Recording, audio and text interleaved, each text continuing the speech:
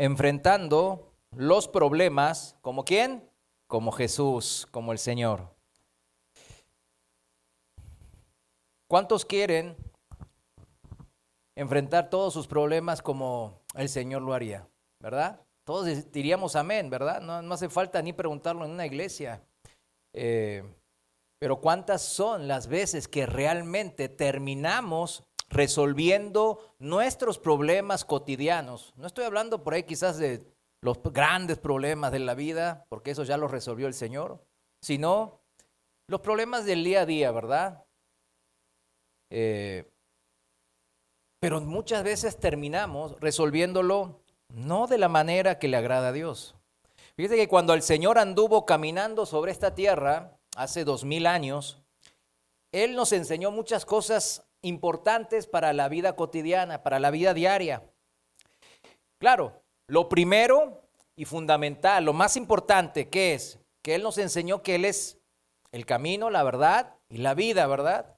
Él solo es el único camino, es la única verdad y es la vida eterna. Juan 14:6, ¿no? El camino a la vida eterna es conociendo a la verdad. Y la verdad es Cristo, ¿verdad? Y esa verdad siempre dice la Biblia que nos hace libres de toda condenación de nuestros pecados. Y ese es el alivio que tenemos. Esa es la paz interior que tenemos los que somos, como dice la palabra, en Cristo. Los que creemos en Jesús. Los que hemos conocido tan magnífico Dios, confiamos en estas palabras de Jesús y así nosotros obtenemos vida en abundancia, o sea, vida eterna junto al Padre eternal. Pero también el Señor tiene cuidado, claro, de nuestro diario, lo cotidiano. No dejo las promesas importantes, las promesas pequeñas y solamente cumplió las cosas importantes de nuestras vidas, como, claro, acabamos de mencionar la salvación, sino que Él se encarga de los detalles más minuciosos de nuestra vida. Así es nuestro Dios. El Señor no dejó todas las promesas de cuidado y de protección para la vida, solamente la venidera, sino desde el mismo momento en que creímos. Y como recién también dijimos, desde antes, como lo explicaba en el testimonio de nuestra hermana Rebe. Porque Él sabía.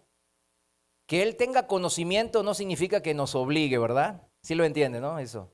No nos obliga, sino Él, como está por sobre la variable tiempo que Él mismo creó, Él puede ver el pasado desde el futuro y el futuro desde el pasado. Así dice la palabra. Significa que Él está fuera del tiempo. Yo entiendo que eso a veces cuesta de entenderlo, pero pues no es tanto entender eso, pero sino de saberlo y de creerlo. ¿Cuántos lo creemos? Amén.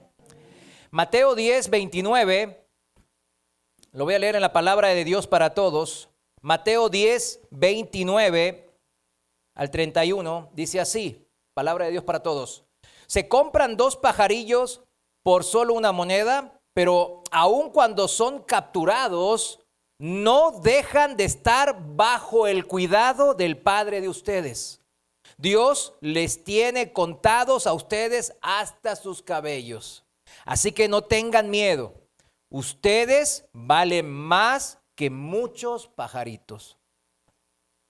Esto significa que Dios tiene, sin dudas, cuidado de nosotros. ¿Cuánto lo creen así? Amén. Bueno, el apóstol Pedro, que sufrió toda su vida persecución, cárcel, todo tipo de escaseces, de su juventud y su discipulado con el mismo Señor durante 3 años y tantos, hasta su vejez y muerte por crucifixión en Roma, él sufrió innumerables castigos, innumerables persecuciones y calumnias, pero sin embargo, el apóstol Pedro dijo, confíen en Dios todas sus preocupaciones, todos los problemas, confíenselo al Señor, porque Él cuida de ustedes.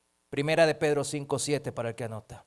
Pero, ¿cómo tenía tal convicción si toda su vida Pedro se la pasó enfrentando problemas y conflictos? Fíjese, como que no cuadra, ¿no?, con la cultura que nos enseña este mundo ahora. ¿Cómo? Dios te ama, pero entonces ¿por qué tienes tantos problemas? ¿Por qué enfrentas tantos conflictos? ¿Qué pasa si Dios me ama? Si nosotros tuviésemos que siquiera un 5% o una décima, o sea, una parte de 10 de los problemas que tuvo el apóstol Pedro, pues realmente nos haría temblar de miedo y hasta renegar de Cristo quizás. Pero fíjese que aquel que renegó tan fácil del Señor, aquella noche que apresaron al Señor mismo para llevarlo a la cruz del Calvario, ahora, después de décadas de sufrirle, después de décadas de enfrentar enemigos que lo calumniaban y lo perseguían injustamente, después de enfrentar problemas dentro de la iglesia, falsos maestros, falsos cristianos, de los más horribles e inimaginables conflictos él tuvo que enfrentar durante toda su vida. Ahora él estaba diciendo y confesando delante de la iglesia, porque está en una de las cartas para los cristianos, que le confiemos a Dios todos los problemas de nuestras vidas, porque Dios es el que nos cuida al fin y al cabo. Entonces, ¿cómo cuadramos esto? Claro, significa que con la teoría, pues a Pedro no le alcanzó. 3 veces él negó al Señor, incluso todavía con las palabras frescas de Jesús en sus oídos, cuando bajaron del aposento alto. Acuérdense que estuvimos el año pasado, ¿no? Fue que estuvimos en los miércoles, la serie más larga que hicimos, ¿no?, que estudiaba Juan capítulo 13 al 17, que usted dice, 13 al 17, pues son muchos capítulos del Evangelio, pero todo eso fue la enseñanza que hizo Jesús en el aposento alto antes de ir al Getsemaní y ser apresado e ir a la cruz del Calvario. Todo eso les estaba enseñando porque sabía el Señor que llegaba su tiempo de partir.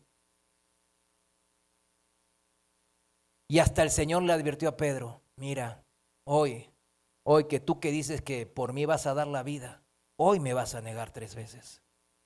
¿Y qué dijo Pedro? ¿Recuerdan qué dijo Pedro? Dijo, no, Señor, mi vida doy por ti y voy a hacer todo por ti. ¿Cuántos decimos esto por Dios? Y ni el domingo venimos, ¿verdad? Pero fíjense bien, vamos a ver el caso de Pedro. Cuando se acabó el curso, digamos, la escuela, se acabó la teoría y comenzaron las prácticas. Luego, ahí pudo él, Pedro, comprobar en carne propia lo que era realmente tener fe y convicción en Jesús.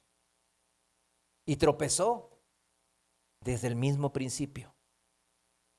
¿Pero qué hizo Pedro? A diferencia de Judas, él se arrepintió. Dice la palabra que lloró amargamente su fracaso, pero se levantó, ¿por qué? Por amor a Cristo. Por eso después de resucitado, el Señor le preguntó 3 veces. ¿Qué le preguntó a Pedro? ¿Me amas, Pedro?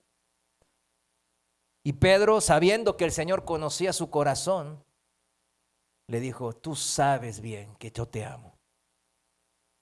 Por eso él se pudo levantar, porque conocía ¿qué cosa? El amor de Cristo hacia él.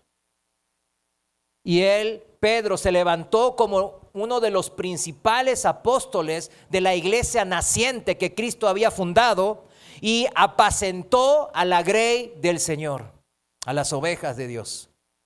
Así fue que la teoría empezó a tomar forma y dimensión precisa en la vida ¿de quién? De Pedro. La teoría fue hecha verdad en la vida de Pedro. Esto es comprobada en la práctica o en la obediencia. La vida misma le había enseñado a Pedro que todo lo que Cristo le dijo en esos 3 años y tanto de discipulado era verdad, Eso es lo que le enseñó la vida a Pedro. Que todo eso que aprendió del Señor realmente era cierto. Y realmente tenía poder de Dios. Al enfrentar él, Pedro, cada adversidad, seguramente él recordaba una y otra vez las enseñanzas del Señor que le daban y le rebotaban en todo su ser interior. ¿Y qué le daban? Paz. Le daban paz a pesar de toda dificultad. Recién como decía la hermana Rebe, si ella se quedaba sin ese trabajo, pues no tenía en dónde tener recursos. ¿Dios lo sabía o no lo sabía? Claro que lo sabía. El Señor mueve a incrédulos como nos mueve a nosotros, ¿verdad? A los que estamos en Cristo. Ahí está el ejemplo de Nabucodonosor, ¿verdad? El rey de Babilonia. Bien claro lo dijo, Nabucodonosor, mi siervo, ¿verdad? Dice la palabra. O sea, yo lo voy a usar como instrumento de disciplina hacia mi pueblo. El Señor le había advertido ya que a Pedro y a todos los apóstoles que iba a haber muchos problemas en sus vidas. Iba a haber muchos conflictos aún dentro de la iglesia. Le había advertido que lo iban a calumniar y lo iban a perseguir y lo iban a querer asesinar igual que al maestro. Pero el Señor les daba tranquilidad, les daba paz en sus mismas palabras, palabras de vida. Y les decía, yo he vencido al mundo. Todos esos problemas, grandes y pequeños, que tú consideres, para mí son todos pequeños. Para mí son todos insignificantes. Si tú me los entregas, yo los resuelvo. Pero no es a tu manera. ¿Es a la manera de quién, mis hermanos? De Dios. Eso está en Juan capítulo 16, 13. Lo voy a leer en la Reina Valera contemporánea y dice así la palabra de Dios. Estas cosas, dice el Señor, les he hablado para que en mí tengan paz. ¿Vieron? En el mundo tendrán aflicción, pero confíen, yo he vencido al mundo. O sea, ¿vale la pena anclar nuestra vida al que ha vencido al mundo? Amén.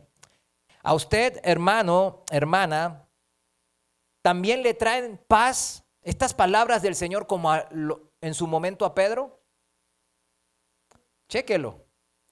Pedro había escuchado a Jesús enseñar la teoría, como usted también la sabe, de las mismas escrituras, de los mismos evangelios.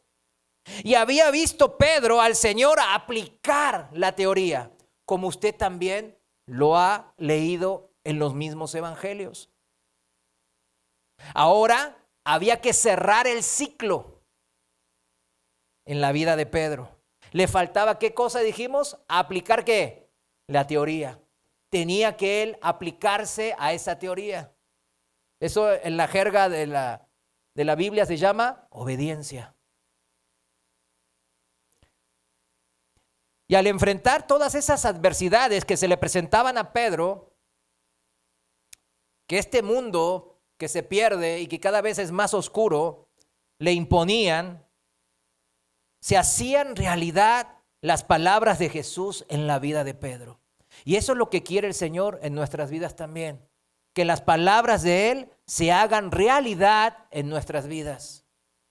Él está ansioso para demostrar su gran poder en tu vida, amado hermano, amada hermana. El tema es que usted se deje, obedezca. El aprendiz, Pedro, se hizo maestro a lo largo del tiempo. ¿Pero cómo? A través de las cicatrices que esos enfrentamientos y adversidades y problemas y aflicciones le dejaban en el camino. Esas aflicciones, como dice el apóstol Pablo, yo tengo las marcas de Cristo. Y se ponía en el buen sentido de la palabra, orgulloso de eso, porque decía, esto lo hice por amor a Cristo, de aquel que me amó primero. Ese aprendiz, Pedro, se había vuelto maestro de esa manera. El discípulo se convirtió en apóstol. para sentir esa misma paz, amado hermano y hermana, en la misma paz que el apóstol Pedro, cuando él escuchó las palabras del Señor, y en la cárcel, cuando lo estaban flagelando, cuando lo estaban crucificando, él pudo tener paz, aún a pesar de morir de esa manera trágica. Debemos nosotros también ejercitarnos en esa paz, en la práctica de las enseñanzas que nos traen paz, que serían las palabras de Jesús. En la jerga estudiantil, ¿cómo diríamos? Que el curso de Jesús, el Evangelio, es un curso teórico práctico. ¿Sí entiende? Es un curso teórico práctico. No es solo teoría. Tiene laboratorio. Tiene el laboratorio de la vida. Esto significa que si usted como cristiano viene a la reunión, aprende la teoría, va a la casa, lee la palabra, wow, entonces ya está, pues, para aprobar un examen teórico, ¿verdad? Pero con eso no alcanza. Claro, sí está mucho mejor de los que pues, no se congregan, ¿verdad? O no se congregan con regularidad, pero no alcanza. Es algo necesario congregarse, aprender, sí, pero no es suficiente. No, para nada es suficiente. A la teoría hay que agregarle, añadirle la práctica del Evangelio, la obediencia. Por eso, ahora que ya lo sabe o lo ha vuelto a recordar, cuando le surja un problema en su vida, no debe de ser motivo de tristeza. Lo primero que vamos a batallar es con la aflicción, ¿verdad? Por eso dice, tendrán aflicciones. Lo primero que la carne hace, ¿qué se hace? Se aflige. Y es algo natural, eso no es pecado, ¿verdad? Se aflige. Y el Señor lo sabía. Es motivo de tristeza. Pero ahí viene la grandeza de nuestro Señor. Porque es una oportunidad para probar mi fe y fortalecerla, edificarla, viendo el cuidado de Dios en mi vida. El obrar de Dios en mi vida.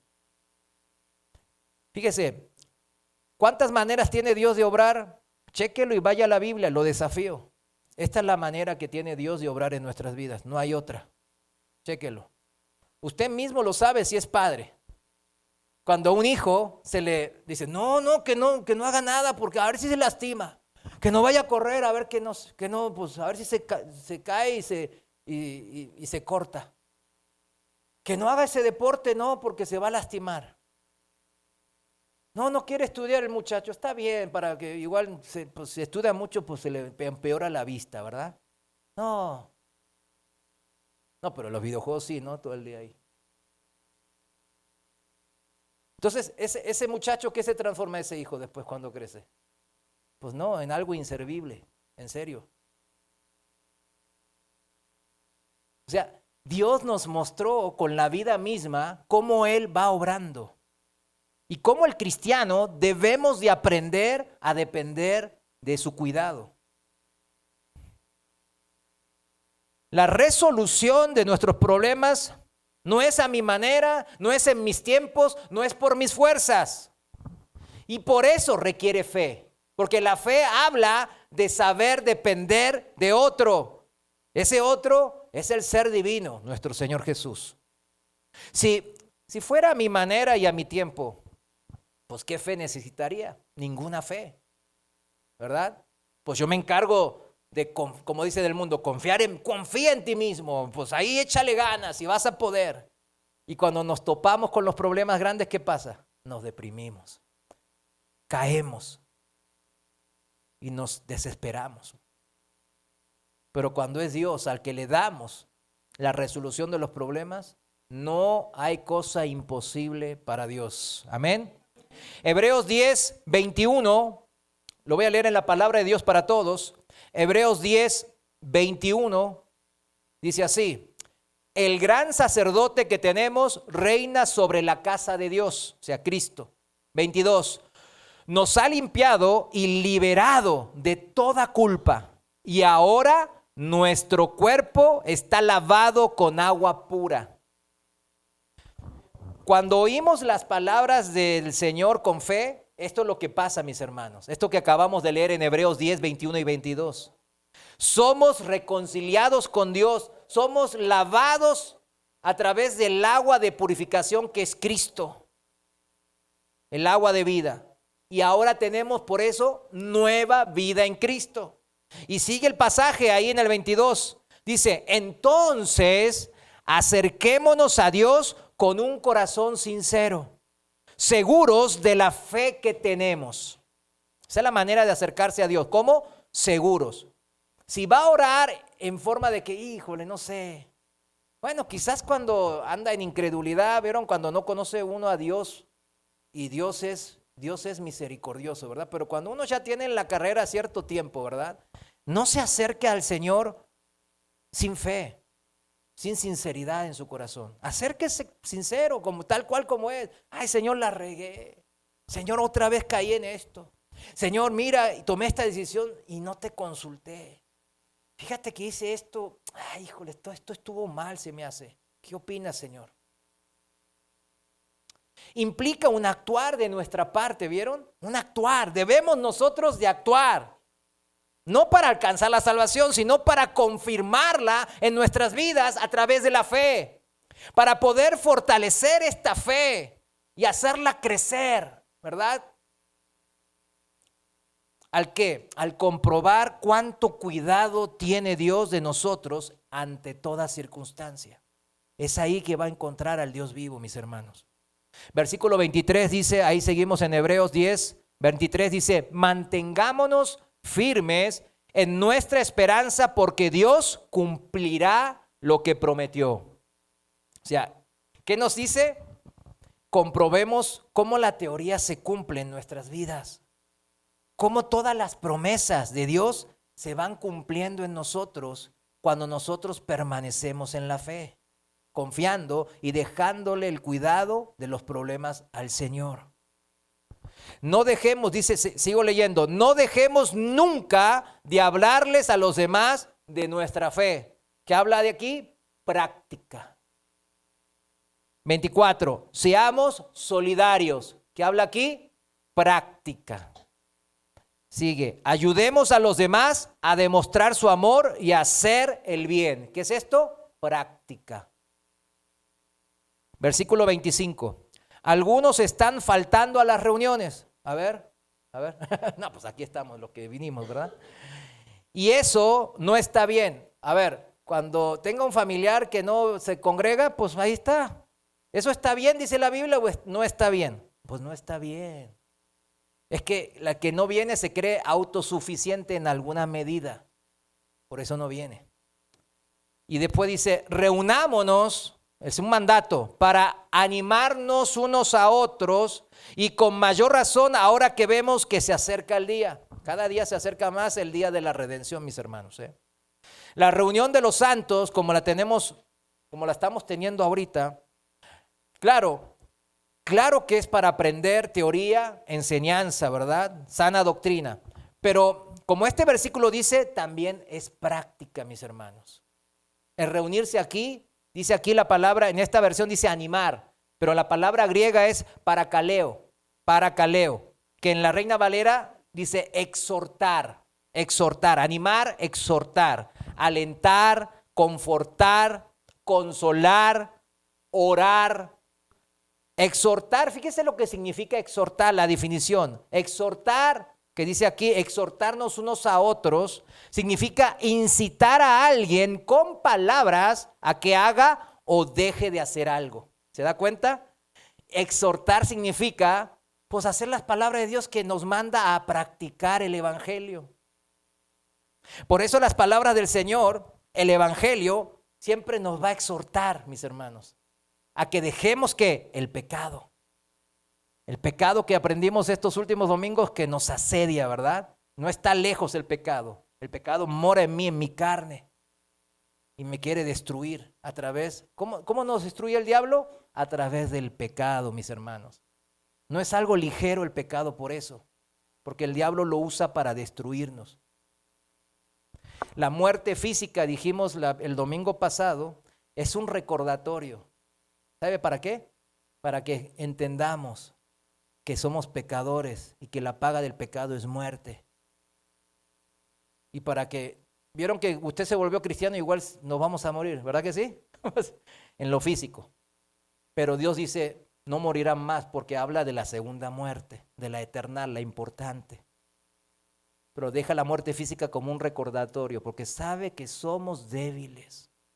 Dice, mira, cuidado, esta muerte física, sí, tú ya eres mi hijo, vas a vivir eternamente conmigo en mi casa, pero cuidado con el pecado, no juegues con el pecado. Por eso exhortar habla de qué, de hacer o no hacer. No hacer qué, pecado, pero también hacer qué, obediencia, cumplir mandamientos, como los que acabamos de leer recién. Ser solidarios, animar a los otros hermanos, orar por ellos, consolarlos. La palabra parakaleo, dijimos, ¿no? En griego, koiné, también significa exigencia. Hay una exigencia. ¿Usted es cristiano? ¿Cuántos somos cristianos? ¿Amén? Pues hay una exigencia, parakaleo, exigencia. ¿O acaso quién tiene un hijo que no lo quiere exigir? ¿Para qué? Para que se foguee, ¿verdad? Para que le nazca callo de la vida. Hay una exigencia, es toda práctica. Practicar la palabra de Dios. Y eso no es opcional, mis amados hermanos, es una exigencia. Es una exigencia. No es algo que, si no lo hago, igual yo ya me voy con chanclas y todos al cielo. No, espérate. Y sí, por ahí sí. Pero, ¿qué si sigues pecando? Porque la Biblia tiene, y ya los leímos los pasajes, ¿verdad? Que si seguimos pecando, pues ya Cristo no puede morir de vuelta por nosotros, dice la palabra. Por eso párenle. Párenle.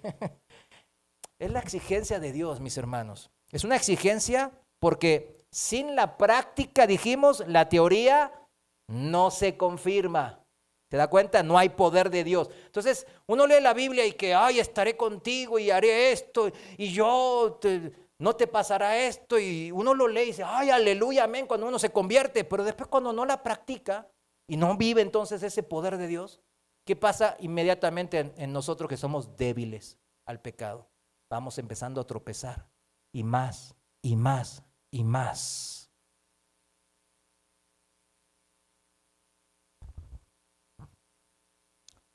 Y va a haber un momento en que sin confirmación de la práctica, no hay poder de Dios, muere poco a poco a mi fe, y sin fe no podemos agradar a Dios, dice la palabra. Así termina. Eso la Biblia lo llama apostasía, apostatar, es decir, renegar de mi fe. No me interesa mi fe. ¿Sabe por qué? Porque no tiene poder. Pero tenemos la culpa muchas veces los predicadores del púlpito, porque no enseñamos esto. Y hay muchos cristianos que se les pregunta y no saben esto. Piensan que el evangelio es oír con fe y ya se acabó. Vamos a oír, pero ¿qué dice la palabra? No es solo oír, sino ¿qué? El que oye bien y el que en verdad cree, hace, dice. Es un curso, el evangelio es un curso ¿qué? Teórico, práctico, mis hermanos. Si no, no sirve de nada, dice el apóstol Santiago, ¿verdad que sí? Por eso Pedro ya no renegó más del Señor.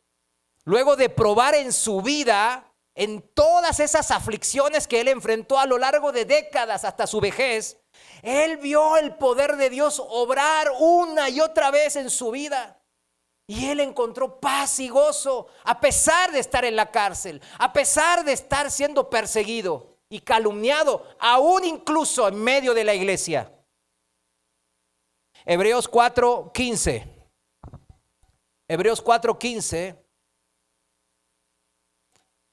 En la traducción viviente, lo voy a leer, en la nueva traducción viviente. Hebreos 4:15 dice así: nuestro sumo sacerdote comprende nuestras debilidades, porque enfrentó todas y cada una de las pruebas que enfrentamos nosotros. Sin embargo, él nunca pecó. Cristo nunca pecó. ¿Por qué? Él es 100% hombre, pero también es 100% Dios. ¿Usted es 100% Dios? No, ni 0.1 somos Dios, ¿verdad? No como algunos están desviando diciendo que somos Jehová Junior. No, no somos Jehová Junior. En serio les digo, paren de ver cosas raras en YouTube. En serio les digo. No somos nada divinos en ese sentido. Sí hay. No, hermano, ¿cómo sé que yo estoy divino? Está bien. Se ve divino, hermano. Pero no somos de genes de Dios divinos, no tenemos nada. Somos 100% hombres, eso sí. 100% podemos fallar, sí, porque somos 100% hombres. Pero Dios, Jesús nunca pecó. Versículo 16. Así que acerquémonos, dice, con toda confianza al trono de la gracia de nuestro Dios. Allí recibiremos su misericordia y encontraremos la gracia que nos ayudará cuando más la necesitemos. ¿Qué hay que hacer, mis hermanos? Está fácil, ¿verdad? Más fácil y más claro, ni el agua mismo. Hay que acercarse al trono de la gracia, porque ahí vamos a recibir la misericordia.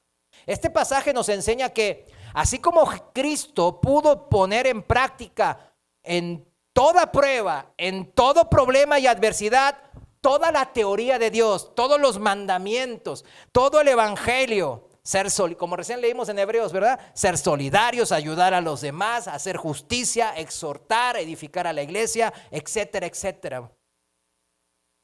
Nosotros también, así como Cristo lo pudo hacer perfectamente, nosotros también podremos hacer eso mismo con ayuda y con el cuidado de Dios. No sin pecado, dijimos, ¿no? Porque somos humanos. Pero como los apóstoles lo hicieron, perseverando ante toda adversidad. Hebreos capítulo 5, el siguiente capítulo, versículo 8, en la traducción viviente, dice así: aunque era hijo de Dios, Jesús aprendió obediencia por las cosas que sufrió. O sea, el pare de sufrir, no va en el evangelio, mis hermanos. Sígale sufriendo. Algunos ya me hicieron caer. No, ¿cómo, hermano? Sí, el Señor conoce que tenemos límites de tolerancia. ¿Sí conoce o no conoce? Y sí lo dice, jamás nos va a dar una prueba que no podremos soportar. Así que hay que saber creerle. Y acá ven claro, dice, Jesús aprendió obediencia por las cosas que sufrió. ¿Y quiénes somos nosotros para decirle, pues no quiero sufrirle? Si el Hijo unigénito de Dios nos enseñó que la teoría se pone en práctica ante la adversidad, sufriendo ante el problema, ante el conflicto. Nosotros también, como hijos de Dios, debemos de enfrentar toda adversidad y problema, toda clase de dificultad, como lo hizo Jesús. Por eso somos cristianos, ¿sí o no?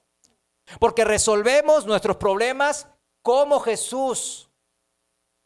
Hebreos 5:8, de vuelta en la palabra de Dios para todos, dice: a pesar de ser su hijo, aprendió a obedecer por medio de todo lo que sufrió. ¿Cómo aprendió la práctica a obedecer? Por medio de todo lo que sufrió. O sea, ¿cuánto le damos gracias por este problema que tenemos ahí clavado ahora? Todos tenemos un problema, ¿sí o no? A ver, levante la mano que no tiene ningún problema. Ay, no hay un santo ahí para erigir, ¿verdad? No hay. Bueno, todos somos imperfectos, todos traemos muchos problemas, muchos. Algunos son, algunos hermanos yo sé que tienen problemas graves de salud, de conflictos familiares, laborales. Pero de todas estas nos va a librar ¿quién? El Señor.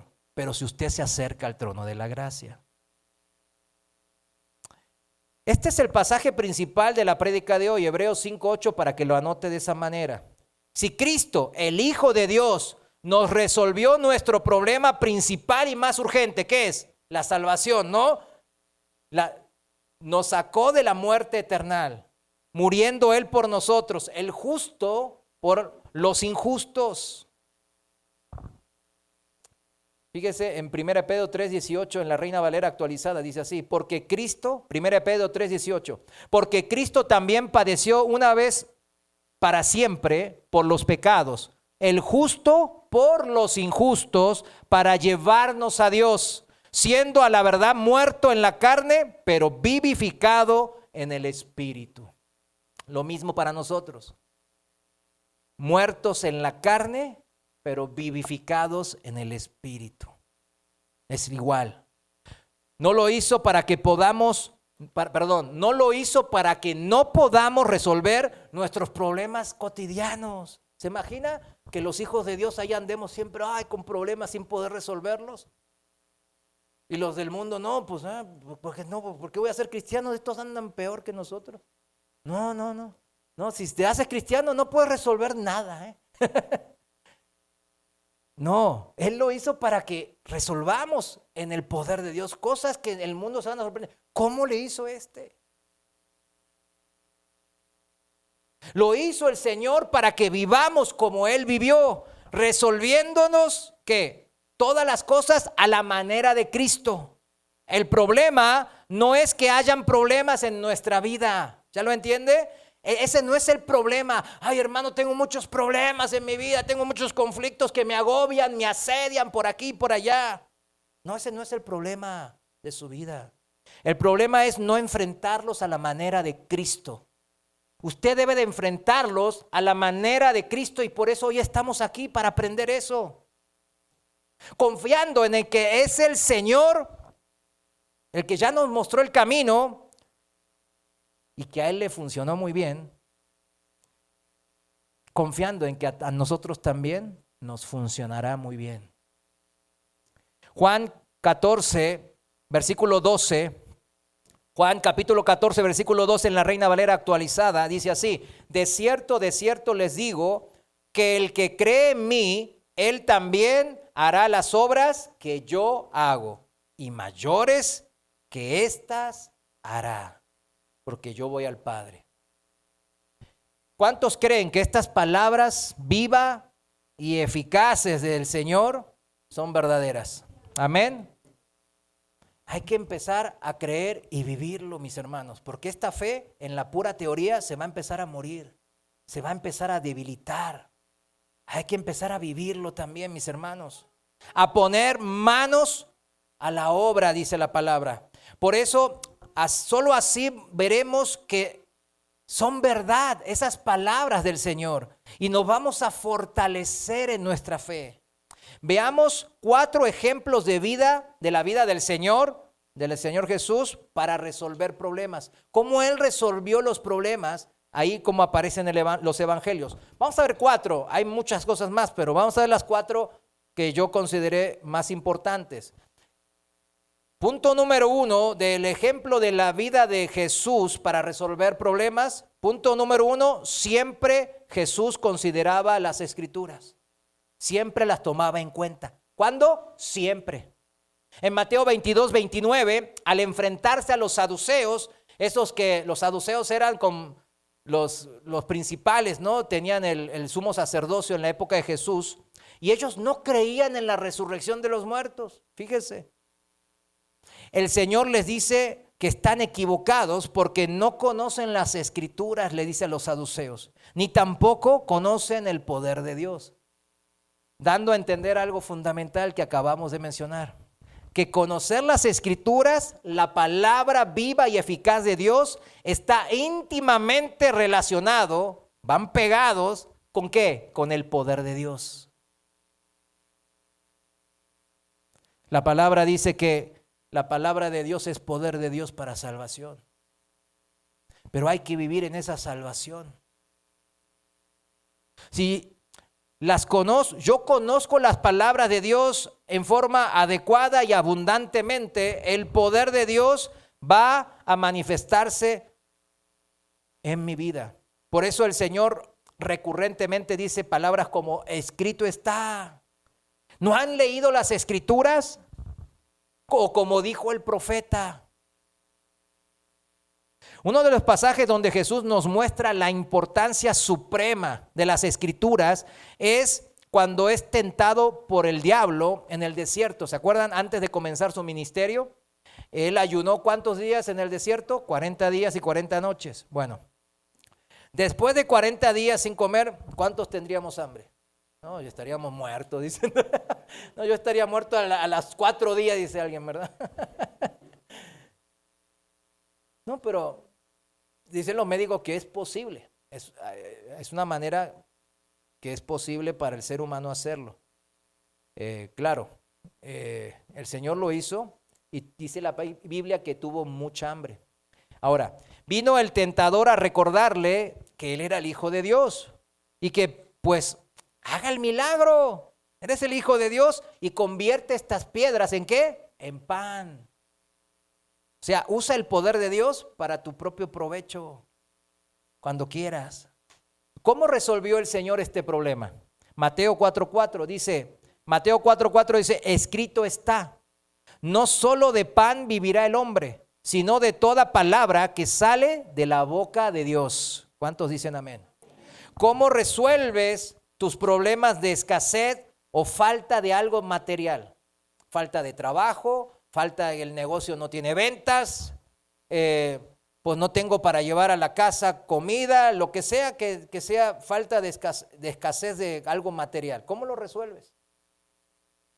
Tu respuesta para enfrentar este tipo de problemas materiales, pues están escritos, ahora lo leímos, ¿no? ¿Escritos dónde? En toda la palabra de Dios, en toda. Y el Señor nos confirma que no solo de pan viviremos. No está, mis hermanos, en los libros motivacionales, ni en las biografías de grandes personajes históricos. Ahí no lo va a encontrar, ¿eh? En manuales de economía y finanzas tampoco, sino que están en la Biblia, dice el Señor, en la Biblia. Que no te halle falto el Señor en esto, equivocándote al enfrentar tus problemas diarios, porque no conoces las Escrituras y por ende el poder de Dios. Acuérdese, hay que conocer la palabra de Dios para poder practicarla. Si no sabemos la teoría, ¿qué práctica vamos a poder hacer? No podemos. Hay que ponerse a, ¿cómo dice? A estudiar. Segundo ejemplo de cómo Jesús enfrentaba los problemas. Punto 2, siempre trabajaba en la obra del Padre. Siempre. Juan 5:17, en la traducción viviente dice, mi Padre siempre trabaja y yo también. Aquí el Señor habla de la unidad que tenía con el Padre. El Padre y yo somos uno, dice en otra oportunidad, ¿no? Pero esta unidad se basa en un accionar, dice también el Señor. Si hay algo común a Dios, entonces, ¿qué es? ¿El qué? El trabajar. Acuérdese bien, el trabajar es algo que Dios hace de manera constante y regular. O sea, lo toma como algo bendito, porque Él lo hace, ¿verdad? Él no hace maldad, sino que Él hace todo lo bueno. Y como Él trabaja siempre, el trabajo es ¿qué? Bendito.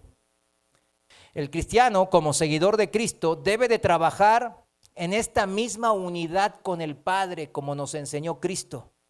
Los problemas que se me presentan se resuelven en unidad al Padre Celestial, significa.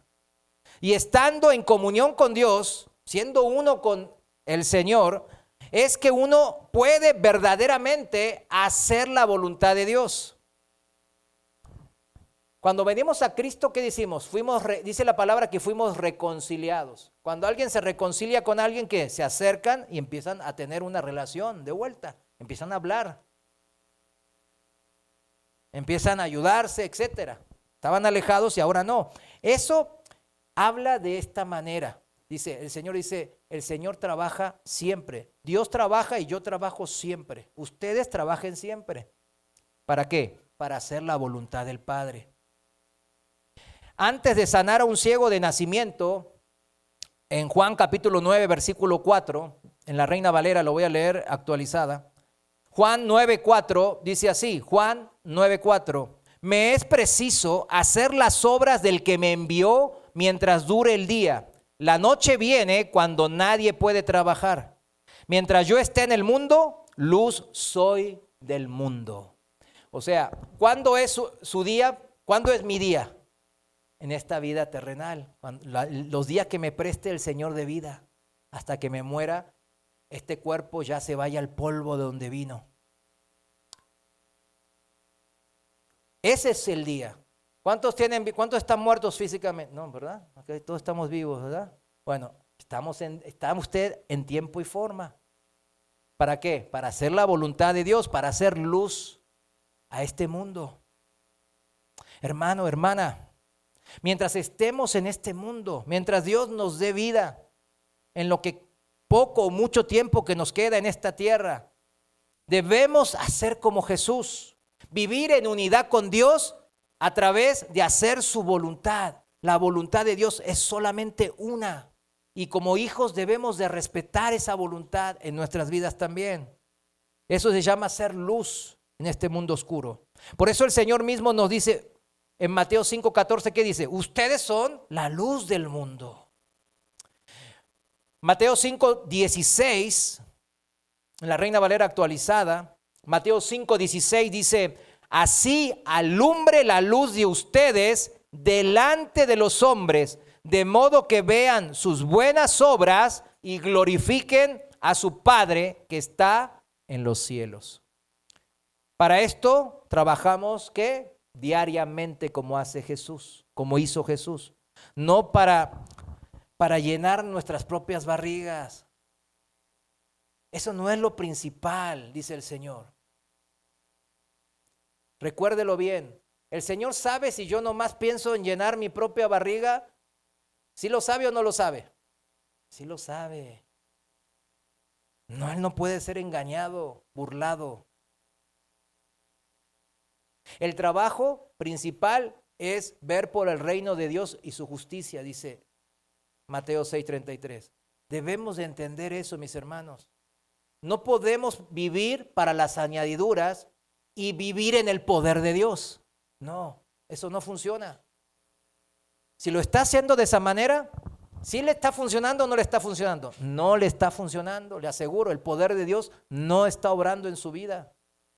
Se lo puedo asegurar. Colosenses 3:23 y 24, en la traducción viviente, Colosenses 3:23 dice, trabajen de buena gana en todo lo que hagan, como si fuera para el Señor y no para la gente, para los hombres. No. Recuerden que el Señor los recompensará con una herencia y que el amo, el dueño, a quien sirven es Cristo. Él es Kyrios, Señor, dueño de nuestras vidas. Cuando nos dedicamos a echarle ganas a este trabajo, como lo menciona aquí en Colosenses el apóstol Pablo, que Dios nos dio a nosotros. Cada quien tenemos trabajos, cada quien tenemos ministerios que cumplir. Cuando lo hacemos de esta manera, como dice Colosenses 3:23 y 24, haciéndolo como ¿quién? Para el Señor y no para la gente. Entonces, la recompensa vendrá ¿de quién? Del que para quien trabajamos. Si trabajamos para la gente, pues el salario es todo. Ya, ahí se terminó mi recompensa. Pero cuando trabajo para el Señor, la recompensa viene, la nómina viene ¿de quién? Del Señor. Y es muy difícil. Ay, hermano, no entendí eso. ¿Cómo está eso que la nómina viene del Señor? ¿En dónde me paro o qué? O sea, no son los cheques para la juventud esa que están ahora. No. Jóvenes, si están recibiendo eso, pues no es pecado, pero no deben depender del gobierno. Deben depender de Dios. Amén. Nunca dependamos de los hombres. Dependamos de quién, dice aquí la palabra, del Señor. Y el Señor me va a recompensar. Él me va a dar la nómina. ¿Cuántos quieren que estar en la nómina del Señor? ¿Verdad? No, está espectacular, le digo. Le digo, está espectacular. No, hermano, pues ya se está papeando. No. Es que los que piensan en las añadiduras nomás, ven nomás lo económico, ¿verdad? No, yo me glorío de la manera como yo estaba antes, haciendo hipocresía y media, y ahora veo a mi esposa, a mis hijos, todos nadie somos perfectos, pero afirmándose en el Señor, uniéndonos en el Señor, en unidad con el Señor. Y eso a mí, pues digo, híjole, qué mejor pago que ese, ¿verdad? Ni todo el dinero del mundo puede pagar la salvación de un ser que yo amo, ¿verdad? Nada, nada. ¿Cuánto daría por eso? ¿Cuánto daría por eso? A ver, si le dicen, a ver, ¿ser cristiano o 1 millón de pesos? No, ser cristiano. ¿Ser cristiano o 10 millones de dólares? No, espérame, hermano, ya me la estás complicando la vida, ¿eh? Ya tengo otro problema más por tu culpa, hermano. O 100 millones de dólares. No, espérame, ya algunos dicen, no, ya ¿dónde firmo, verdad? Ya aquí está mi alma, la vendo. Pero cuando dicen, la salvación de mi hijo o 100 millones de dólares. No, la salvación de mi hijo, ¿verdad que sí? Ahí cambia la perspectiva. ¿Se dan cuenta? ¿Cuánto vale la salvación? No tiene precio, mis hermanos. El precio la puso el Señor en la cruz del Calvario. No tiene precio, mis hermanos. Pero debemos de que nuestros hijos vean el poder de Dios obrar en nuestras vidas. Si no, ellos nunca van a cambiar tampoco. El poder de Dios debe manifestarse en nuestras vidas y ellos decir, ahora, pues sí funciona, este borracho, y ya, pues mira, ya no. A ver cómo sigue. Así son, los hijos por dentro, ¿verdad? Están probando, a ver cuánto aguanta así. Mira, el otro le pegaba a la esposa y ahora ya no. A ver, no, ahora le pega con guante blanco, antes con guante de box. No, a ver cuánto aguanta así. Es que los hijos están viéndonos.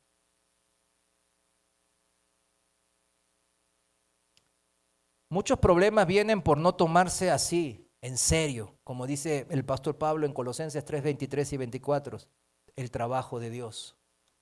De no tomar con la seriedad de vida lo que dice la palabra de Dios, mis hermanos. Tomando el trabajo, todo trabajo que usted tiene en esta tierra, todo, secular, en la iglesia, el ministerio, lo que sea, o la combinación de ambos, como si fuese para el Señor. Todo trabajo debe ser para el Señor. Amén. ¿Le está yendo mal el trabajo? Hágalo como si fuese para el Señor.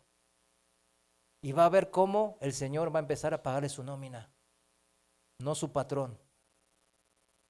Los problemas y conflictos vienen por ser nosotros inconstantes, nosotros indecisos, nosotros desmotivados, nosotros cristianos indisciplinados. Pero Dios nos quiere disciplinar, nos quiere ordenar, nos quiere motivar, nos quiere hacer ¿qué? Constantes, decididos, valientes. Por eso dice, cambia tu actitud, hazlo como para el Señor, todo, y comienza por tu casa. Pero llegado el momento, checa a tus hermanos que están en la congregación. Esas son las reglas. Es simple, ¿verdad? Es sencillo, no la complica el Señor, ¿verdad? Somos mentes sencillas nosotros. Por eso Él no la complica tanto. Tercer punto de cómo Jesús enfrentaba los problemas. Número 1, siempre confiaba en donde siempre estaba en las Escrituras. Número 2, trabajaba siempre como para el Señor. Y número 3, siempre buscaba al Señor un tiempo de intimidad con Él, con Dios, con el Padre, siempre. Esto es algo que muchas veces en estos tiempos modernos, donde cuando nos sentamos en el sofá, ¿se acuerdan antes nos sentábamos en el sofá así? Y como no había nada, yo me acuerdo el tiempo cuando había pagers, el pager le dicen aquí también en México, allá en Corea le decíamos pipi, porque hacía pipi, entonces le hacíamos pipi, hacíamos así, y con eso también me entretenía, me acuerdo. Nomás era decir que te llames a tal celular, en los 90s estamos hablando. Y eso estaba, imagínense ahora con los smartphones y el internet, pues no hay descanso. Se sienta así y está ya en las redes sociales, ¿verdad? Está en el internet, está en el Netflix. Pero el Señor dice, busca tiempo de intimidad conmigo. Por más ocupado que estaba el Señor Jesús, siempre Él apartaba tiempo de calidad, no el tiempo que le sobraba. Tiempo de calidad para estar en la presencia del Padre. Lucas capítulo 5, versículo 15, en la Reina Valera actualizada, dice así, Lucas 5, 15. Sin embargo, su fama, la de Jesús, se extendía cada vez más y se juntaban a él muchas multitudes para oírlo y para ser sanadas de sus enfermedades. Pero él, Jesús, se apartaba a los lugares desiertos y oraba. Y esto es recurrente del Señor. Si usted va a los evangelios, léalo con detalle, va a ver que el Señor, en momento, una y otra vez, Él se apartaba a orar. Incluso luego de pasar todo el día, imagínese ese día del Señor, en donde Él alimentó a 5,000 hombres, sin contar mujeres y niños. O sea, estamos hablando de entre 15,000 a 20,000 personas, incluso más. Ese día, desde la mañana temprano, pues Él estaba ya predicando, caminando de aquí para allá, sanando gente.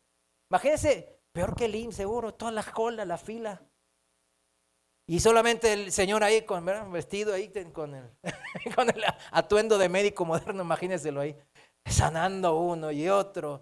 Y después, ay Señor, ¿por qué dice? Y vienen después los fariseos, tú estás sanando en día de reposo, tú estás haciendo eso, él no es circunciso, él no sé qué, y no, espérate, tú esto y lo otro, y ahí disertando, debatiendo y enseñando la palabra. Todo el día, imagínense, si yo me canso por estar 1 hora predicando. Y después vio que tenían hambre y se compadeció de toda esa multitud. Y lo alimentó a toda esa multitud con 5 panes y 2 pescados. Todo el día desde temprano trabajó. Y dice en Mateo 14, 22, en la Reina Valera actualizada sigo. Mateo 14, 22. Y enseguida Jesús obligó, fíjese, ¿quién obligó? Jesús obligó a sus discípulos a entrar en la barca, a ir delante de él a la otra orilla, porque le iban a seguir trabajando el día de mañana. Mientras él despedía a la multitud, mire, los ídolos de ahora no, termina el concierto y ya se van, ¿verdad? Pero el Señor ahí era famoso ya y estaba ahí. A ver, autógrafos. Una vez despedida la gente, imagínense, ¿cuántos cree que despidió el Señor? Pues bien muchos, ¿verdad? Subió al monte para orar a solas después de eso. ¿Cuántos no se tirarían así, todos así desparramados en su cama, verdad? Ay, ya no aguanto, Señor, llévame. Ay, qué trabajo me diste, te doy gracias, pero no, hombre, cámbiamelo. Pero el Señor, ¿qué hizo? ¿Qué nos mostró el Señor? ¿Cómo resolvió el tema eso? Fue y oró en la intimidad con el Señor. Pero encima vio que los discípulos no iban a poder. No, ustedes váyanse primero. Ahora nos alcanzo caminando por el agua, ¿verdad? Porque soy Dios también, ¿no? Pero ustedes váyanse primero. Ahorita yo necesito intimidad. Necesito estar a solas con el Padre Celestial. ¿Cuánto fue la última vez que habló así con el Padre Celestial? No, hermano, es que ando yo muy ocupado. Dígaselo al Señor. Señor, ando muy ocupado. Ahí te veo, a ver, agendamos para una semana, dígale. A ver qué le responde. Nada de ordenarle a sus discípulos, ay, ustedes despidan a la raza. Yo ya me harté, hombre, ya. Pásame ahí. Pásame un Monster para tomármelo, un Red Bull. Ya no aguanto. No dijo, ya por fin acabé de trabajar. ¿Cuántas veces decimos eso, no? Ay, ya me harté, pero bueno. Aún en ese cansancio, apartó un tiempo para estar a solas en intimidad con su Padre. ¿Qué hacemos después de un día arduo de trabajo nosotros? Piénselo. ¿Buscamos a Dios en medio de la fatiga y el cansancio? Ahí es cuando queremos y debemos de buscar al Señor. No cuando, Señor, cuando me des tiempo, pues ahí nos hablamos. ¿Cuándo puede, Señor? A ver, llama a mi secretaria. Hay que te dé una cita. Unos andan así, ¿verdad? Fastidiados, quejumbrosos. Señor, si me quieres, pues dame un trabajo más fácil o menos pesado. Si no buscamos a Dios cada día, mis hermanos, sin apartar tiempo de calidad con Él, no de sobra, de calidad. Es posible que se vayan acumulando los problemas en tu vida, en la vida de los que vamos a empezar. No, pues ahí lo dejo. En vez de que se vayan resolviendo con el cuidado del Señor, ¿qué van a pasar? Pues se va. Así como las dependencias del gobierno, ¿verdad? Que ay, vamos y no, otra vez, ahí va. Ahí te voy otra vez, ya, no, pues no, ahí te quedas. Porque si no buscas al que tiene el poder de cuidarte, si no lo buscas, pues él es fácil, dice la palabra que él es fácil de encontrar, pero nosotros debemos de buscarle y llegar al trono de la gracia. ¿Estamos de acuerdo, hermanos? Amén. Punto último 4. Ejemplo de cómo Jesús enfrentaba los problemas. 4. Siempre reaccionaba sin buscar venganza. Este es un punto muy importante, mis hermanos. Siempre reaccionaba sin buscar venganza. El Dios creador se hizo hombre y se dejó clavar en un madero. Piénselo un poquito eso a veces. A veces hay que reflexionar de la cruz. Sufrió una muerte horrible y agonizante durante horas, pero él no buscó venganza, dice la palabra. Vayamos a Lucas capítulo 23, versículo 33 y 34, en la Reina Valera actualizada. Lucas 23, 33, dice así: cuando llegaron al lugar que se llamaba de la calavera o Gólgota, lo crucificaron ahí a Jesús y a los malhechores que traía, uno a la derecha y otro a la izquierda. Y Jesús decía: Padre, perdónalos porque no saben lo que hacen. Aquí se puede confirmar que el mero hecho de que no buscara él venganza por propias manos no significaba que él se guardaba los deseos de vengarse, como a veces nosotros hacemos, ¿verdad? Sino todo lo contrario, era porque él perdonaba. Aquí lo demuestra en este pasaje. Sino, ¿cómo le iba a decir al Padre? Perdónalos porque yo no puedo, hombre. Tú perdónalos, pero yo, no, hombre. Esto vas a ver, cuando me des el caballo blanco y la espada de fuego, no, los llego a decapitar a todos aquí. No, él los perdonó porque los amaba.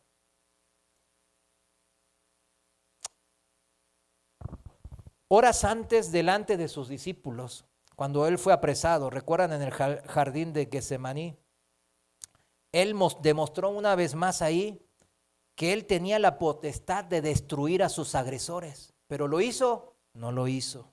Por amor a nosotros, no lo hizo. Mateo 26, 51, dice así, en la Reina Valera actualizada, seguimos. Mateo 26, 51 dice: he aquí, uno de los que estaban con Jesús extendió su mano, sacó su espada y golpeando a un siervo del sumo sacerdote le cortó la oreja. En el Evangelio de Juan, capítulo 18, dice nombre que es Pedro, este de los discípulos. O sea, Pedro, fíjense bien, para que entendamos la naturaleza humana nuestra. Pedro, 3 años y medio, vio que Jesús era puro amor, compasión, que sanaba, que daba sin esperar nada a cambio, que lo agredían, pero no, él no se vengaba. Pero él que traía una ¿qué? Una espada. ¿Por qué traía una espada? Porque él tenía la mecha corta, como decimos ahora. Me la haces, las pagas. Te saco la espada y vamos a ver, porque yo voy a blandirla. Y lo que hizo enfrente del Señor fue eso, mis hermanos. Entonces Jesús le dijo, versículo 52, vuelve tu espada a su lugar, porque todos los que toman espada, a espada perecerán.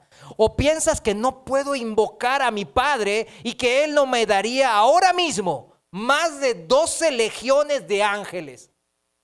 Bueno, lo vinieron a buscar, póngale un grupo de 30 a 50 personas, póngale que 60 como mucho. Una legión trae 6,000 personas, 6,000 soldados. Imagínense, 12 legiones no le daría el Padre.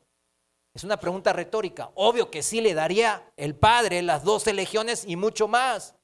Pero él, ¿por qué no lo hacía? Versículo 54.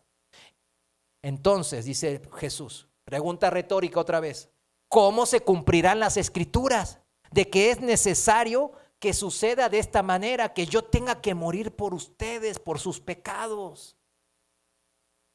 El amor de Dios pudo más. El amor de Cristo pudo más que la venganza, el deseo de venganza. ¿Por qué? Por amor. No es por aguantarle. Ay, no, mejor ni lo veo a ese porque me quiero vengar y soy cristiano, ¿no? No funciona así. El perdón funciona a través de ¿qué? Dígalo, a través del amor. El perdón funciona a través del amor. El verdadero perdón sincero se activa cuando hay amor. El amor es Dios. Cuando comprendo el amor de Dios que murió Él por mí, me perdonó a mí todos los muchos pecados que cometí toda mi vida. Entonces el Señor me dice, ahora date tú la vuelta y perdona las deudas que te hicieron a ti. Yo te perdoné muchos denarios. A ti te deben monedas de cobre. Si tú no perdonas, dice la palabra que si yo no perdono a mi hermano, el Señor no perdona también mis pecados. Es una advertencia. La voluntad de Dios siempre es que perdonemos, mis hermanos. ¿Por qué? Porque el amor de Dios se manifiesta en el perdón. Él quiere que perdonemos.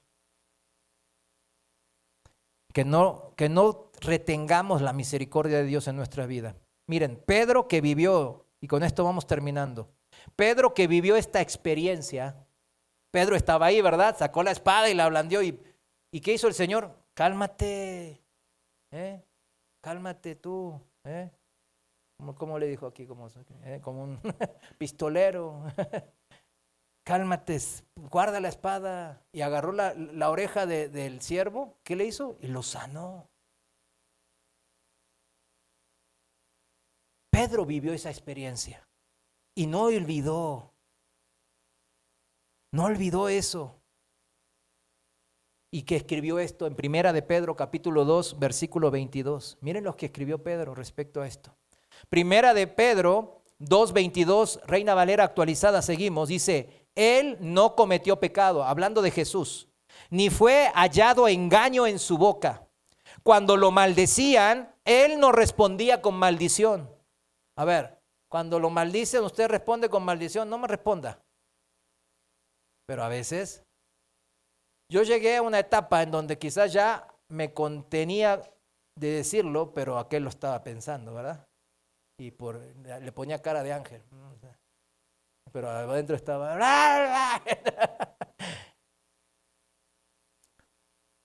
Cuando a él lo maldecían, ¿qué dice Pedro de Jesús? Él no respondía con maldición, no devolvía mal por mal.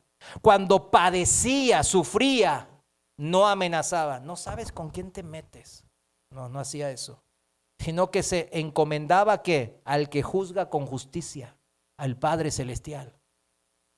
Romanos 12, 19 dice, amados, no lo busques, yo se lo leo. Romanos 12, 19 dice, amados, no se venguen ustedes mismos, sino dejen lugar a la ira de Dios. Porque está escrito, mía es la venganza. ¿De quién es la venganza? De Dios. Yo pagaré, dice el Señor. ¿Quién va a pagar? El Señor. Entonces, ¿por qué? Si Él tiene cuidado de mí y Él dice que va a pagar, ¿por qué yo me voy a inmiscuir en los asuntos de Dios? La venganza no está en mis asuntos. ¿Son asuntos de quién? Del juez de jueces, de Dios. Nos cuesta entenderlo. Yo lo entiendo porque yo también batallo mucho con esto. Batallo. Últimamente anduve batallando con una vecina, ¿no? Que nos robó mucho dinero. Y ahora como estoy en el consejo de administración, y bueno, y ellos van y depositan en un juzgado para hacernos la vida imposible. Entonces, bueno, yo les digo, bueno, entonces esto nos hace la vida imposible. Bueno, que vaya, vamos a mandar un correo en donde vamos a verificar si el juez admitió ese depósito o no. Y se va, mientras la pluma no sube, mientras se tienen que bajar en la lluvia, a apretarle para poder entrar a la casa, etcétera. Pero después el Señor luego me redarguyó. Espérate, Juan Vengador. Vengador nocturno, espérate, calma. Y ahí le bajé, le tuve que bajar, pero mi carne todavía batalla. Le estoy siendo sincero, batalla. Porque es bien cínica la señora y está ahí y yo estoy... Y ahí llama, dice, ay, es que yo ya lo pagué y no sé qué. Sí, o sea, la práctica, ¿no? Que hablamos. Hay que pasarlo a la práctica. No es fácil, pero el Señor es el poder, ¿verdad? Jesús no dice, al no buscar venganza, cumplió esta enseñanza al pie de la letra, Romanos 12:19, demostrando que la verdadera justicia proviene ¿de quién? De Dios. Darle lugar a la venganza de Dios es darle lugar a que yo soy hijo del juez de jueces y Él me va a hacer justicia, yo no. Fíjese, eso cambia gente incrédula y mala a favor de Dios. Chéquelo bien. Porque usted dice, no, ¿cómo, Señor, permites a tu hijo, a tu hija que le hagan eso? Lo permito para que esa alma yo también la amo. Pero tú ya estás adentro, ¿verdad? ¿Y qué hay que hacer? ¿Cómo le hice yo? Yo le sufrí por amor. Cuando sabemos esperar en la bondad y en la justicia de Dios, veremos muchos problemas en nuestras vidas empezar a desaparecer, mis hermanos. Muchos problemas los tenemos ahí por el simple deseo de querer vengarnos, mis hermanos. Y ahí el Señor nos dice, bueno, tú eres el juez entonces. A ver cómo te va. No le crea a esas películas de Hollywood, en donde sale el héroe que mata a 20,000 personas y después se sale con la suya y termina con una copa y con la mujer ahí despampanante. Ya me vengué de todos, jajaja. No, eso es mentira, lo matan al primer tiro. Aquí en México hasta los cortan en pedacitos y ya, se acabó. O sea, esas películas son pura mentira. Si se checan las películas de ahí que nos tienen Netflix, Hollywood, en el cine, la gran mayoría, las de acción son en venganza. ¿Sí entiende? O sea, promocionan eso. Sí me gusta John Wick, pero ¿qué quiere que diga? Tampoco le voy a mentir. Si no, acá mi hija me va a decir, pues sí, bien que lo veíamos, John Wick, ¿verdad? Pero bueno, nomás como entretenimiento, mis hermanos, nomás como entretenimiento, ¿eh? La venganza, bueno, volvemos a la Biblia. La venganza siempre trae hilo, ¿sí me entiende? Sangre llama sangre, como a John Wick, ¿verdad? Bueno, ¿quieres llamar más sangre de venganza? ¿Verdad que no? ¿O quieres clamar al Señor por ayuda? En la segunda, ¿verdad? No, a John Wick no lo llame al Señor. Ya deje esos sentimientos de venganza contra su patrón, empleador, contra la empresa, contra sus socios, contra sus padres, contra su esposo, contra su esposa, contra su hermano, contra su vecino, con el compañero de trabajo. Ya dejes, ahorres el problema. El Señor nos está, ahórrate ese problema. Y deja todo en mis manos, dice el Señor, porque yo voy a encargarme de eso. Vamos cerrando el mensaje de hoy. Saben, muchos padres hoy en día cometemos graves errores, ¿verdad? Como dejar al hijo hacer lo que quiere. Bueno, pues pobrecito, para que no la sufra. No. Nuestro Padre que está en los cielos nos está enseñando como buen padre que es, cómo es todo aquí en la vida. ¿Cómo es todo en la vida? No es pare de sufrir, es súfrele, pero con mi poder yo te voy a mantener y yo te voy a cuidar. Y nos promete que podremos hacerle no solo frente, sino vencer todo tipo de problemas, todos, pero solo haciéndolo ¿a qué? A la manera de Cristo. Quizás estos 4 puntos no resumen todo lo que las maneras de Cristo, pero son las fundamentales, mis hermanos. Si tiene batalla con cualquiera de los 4, el poder de Dios nunca se va a manifestar como todo el potencial en su vida. Y Dios sí quiere que se manifieste con todo el potencial en su vida. El apóstol Pedro sí le entendió al final. Y luego empezó a poner en práctica, junto a todos los demás apóstoles, la teoría aprendida del maestro. Ahora sí, aprendió rápido. Cuando el sumo sacerdote lo encarceló y le pegó palazos, él dice la palabra en Hechos capítulo 5, en el versículo 41 y 42, no lo busque, nomás lo voy a mencionar.